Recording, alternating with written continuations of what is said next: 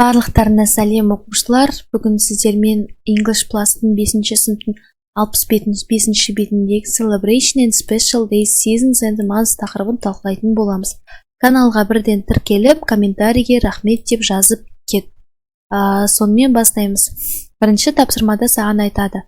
Find 9 words in the snail, then choose words to complete the sentence дейді. Яғни, мына жерде 9 сөз бар, соны тауып ал дейді мына. Have, cook, dance, play, decorate, celebrate, және де gets, sing, wear деген сөздер бар, иә. Және де сол сөздерді мына жерге қой дейді міне. Мен бастадым.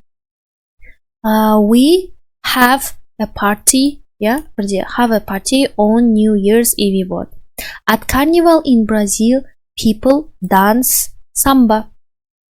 People get presents at Christmas in my country. In the USA, they celebrate Thanksgiving in November. Бесте. My family sing happy birthday to me on my birthday. Енді екінші тапсырмаға келдік. Екінші тапсырмада сендерге былай айтады. Find the 5 months and the 4 seasons in the puzzle, then put them in the correct list дейді. Яғни мына жерде 4 жыл мезгілін және 5 айды тап дейді. Міне мен тауып қойдым, саған көрсетейін қай жерде тұрған міне. July, иә міне July, summer, spring, January, May, November, autumn,